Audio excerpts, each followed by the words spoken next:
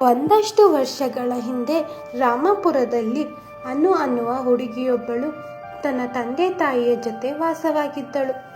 ಅವರು ತುಂಬ ಒಳ್ಳೆಯ ಹಾಗೂ ಶಾಂತ ಸ್ವಭಾವದ ಹುಡುಗಿಯಾಗಿದ್ದಳು. ಅನು ತುಂಬ ಬಡ ಕುಟುಂಬದ ಮಗಳಾಗಿದ್ದಳು. ಅವಳ ಅಪ್ಪ ಅಮ್ಮ ಹೊಲದಲ್ಲಿ ಕೆಲಸ ಮಾಡಿ ಬಂದ ಹಣದಿಂದ ಅನುನ ಶಾಲೆಗೆ ಕಳಿಸುತ್ತಿದ್ದರು. ಉಳಿದ ಹಣದಿಂದ ಅವರು ಜೀವನವನ್ನು ಸಾಗಿಸುತ್ತಿದ್ದರು. ಅನುಗೆ ರಾಧಿಕಾ ಅನ್ನುವ ಒಬ್ಬ ಸ್ನೇಹಿತೆ ಇದ್ದಳು. ರಾಧಿಕಾ ತುಂಬ ಅಹಂಕಾರಿ ಹಾಗೂ ತನ್ನ ಬಗ್ಗೆ ಮಾತ್ರ ಯೋಚಿಸುವ ಸ್ವಾರ್ಥ ಬುದ್ಧಿಯವಳಾಗಿದ್ದಳು. ರಾಧಿಕಾ ಕುಟುಂಬದವರು ಸ್ವಲ್ಪ ಸಿರಿವಂತರಾಗಿದ್ದರು. ಆದ್ದರಿಂದ ರಾಧಿಕಾ ಇಷ್ಟಪಡುವ ಬಟ್ಟೆ ತಿಂಡಿ ಎಲ್ಲವನ್ನು ಕೊಡಿಸುತ್ತಿದ್ದರು. ರಾಧಿಕಾ ಅನು ಓದುತ್ತಿರುವ ಶಾಲೆಯಲ್ಲೇ ಓದುತ್ತಿದ್ದಳು. ಅನು ಬಡವಳಾಗಿದ್ದರೂ ತುಂಬಾ ಬುದ್ಧಿವಂತಳು. ಶಾಲೆಯಲ್ಲಿ ಅನುನೇ ಎಲ್ಲ ಪರೀಕ್ಷೆ, ಆಟದಲ್ಲಿ, ಸಾಂಸ್ಕೃತಿಕ ಕಾರ್ಯಕ್ರಮದಲ್ಲಿ ಎಲ್ಲರಿಗಿಂತ ಮುಂದಿದ್ದಳು. ಅನು ರಾಧಿಕಾ ಇಬ್ಬರು ಪ್ರಾಣ ಸ್ನೇಹಿತೆಯರಾಗಿದ್ದರು. ಆದರೆ ಅವರಿಬ್ಬರ ಸ್ನೇಹ ತುಂಬ ದಿನ ಉಳಿಯಲಿಲ್ಲ. ಯಾಕೆಂದರೆ ಅನು ಶಾಲೆಯಲ್ಲಿ ಎಲ್ಲರಿಗೆ ನೆಚ್ಚಿನ ವಿದ್ಯಾರ್ಥಿ ಸ್ನೇಹಿತೆ ಆಗಿದ್ದಳು.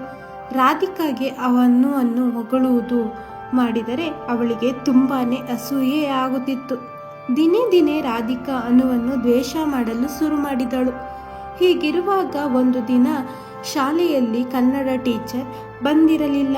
ರಾಧಿಕಾ ಹೊಸ ಬ್ಯಾಗನ್ನು ಖರೀದಿ ಮಾಡಿದ್ದಳು. ಅಂದು ಶಾಲೆಗೆ ಅದೇ ಬ್ಯಾಗು ತೆಗೆದುಕೊಂಡು ಬಂದಿದ್ದಳು. ಅನುಗೆ ಅವಮಾನ ಮಾಡಬೇಕು ಎಂದು ರಾಧಿಕಾ ಮತ್ತು ಅವಳ ಸ್ನೇಹಿತೆಯರು ಉಪಾಯ ಮಾಡಿ ಅನುವಿನ ಮುಂದೆ ರಾಧಿಕಾ ಹೀಗನ್ನುತ್ತಾಳೆ, ಏ ಶ್ವೇತಾ, ನೋಡಿದ್ಯಾ ನನ್ನ ಹೊಸ ಬ್ಯಾಗ್? ಓಹೋ, ತುಂಬ ಚೆನ್ನಾಗಿದೆ ರಾಧಿಕಾ, ಈ ಬ್ಯಾಗಿಗೆ ಎಷ್ಟು ಹಣ ಕೊಟ್ಟೆ? ಇದು 5,000ದ ಬ್ಯಾಗು. 5,000ನಾ? ಒಬ್ಬ ಯಾರು ತಕ್ಕೊಟ್ಟಿದ್ದು? ನಮ್ಮಪ್ಪ ಫಾರಿನ್ನಿಂದ ಬರ್ಬೇಕಾರೆ ನನಗೆ ಅಂತ ತಂದಿದ್ದಾರೆ. ಹೌದಾ? ಹೌದು ಕಣೆ, ಇನ್ನೂ ತುಂಬ ವಸ್ತುಗಳನ್ನು ತಂದಿದ್ದಾರೆ.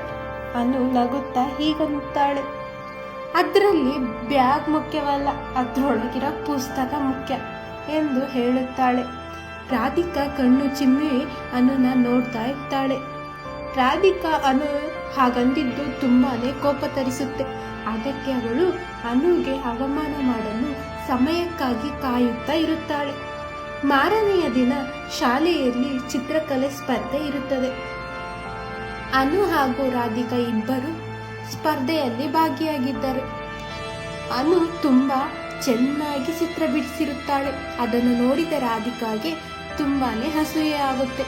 ಅವಳು ತನ್ನಲ್ಲಿ ತಾನು ಹೀಗಂದುಕೊಳ್ಳುತ್ತಾಳೆ, ಮಾಡಿ ಆ ಚಿತ್ರನ ನಾನು ಹಾಳು ಮಾಡಬೇಕು ಎಂದುಕೊಳ್ಳುತ್ತಾಳೆ.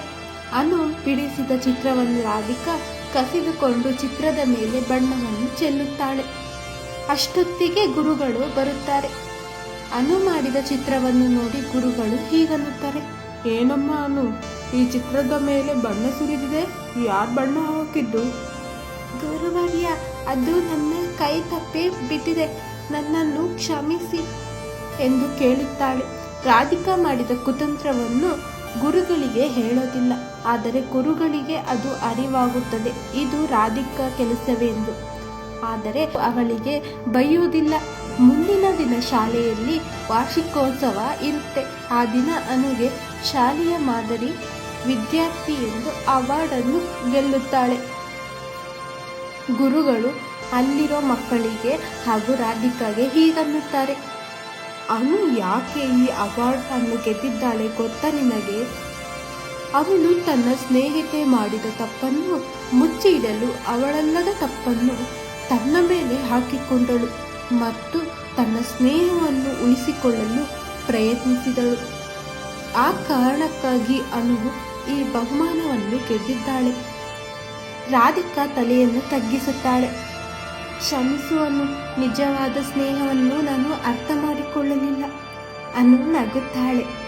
ಸ್ನೇಹ ಎಂದರೆ ಗೆಲುವಲ್ಲ ರಾಧಿಕಾ, ಅದು ಒಬ್ಬರ ಮನ ಗೆಲ್ಲುವುದು ಎಂದು ಹೇಳುತ್ತಾಳೆ. ಅಂದಿನಿಂದ ಅನು ರಾಧಿಕಾ ಮತ್ತೆ ಪ್ರಾಣ ಸ್ನೇಹಿತೆಯರಾದರು. ನಕಲಿ ಸ್ನೇಹ ಕ್ಷಣಿಕ, ಆದರೆ ನಿಜವಾದ ಸ್ನೇಹ ಶಾಶ್ವತವಾಗಿರುತ್ತದೆ. ನೀವೇನು ಹೇಳ್ತೀರಾ ಕಮೆಂಟ್ ಮಾಡಿ. ಹಾಗೆ ನನ್ನ ಚಾನಲ್ಗೆ ಸಬ್ಸ್ಕ್ರೈಬ್ ಕೂಡ ಮಾಡ್ಕೊಳ್ಳಿ.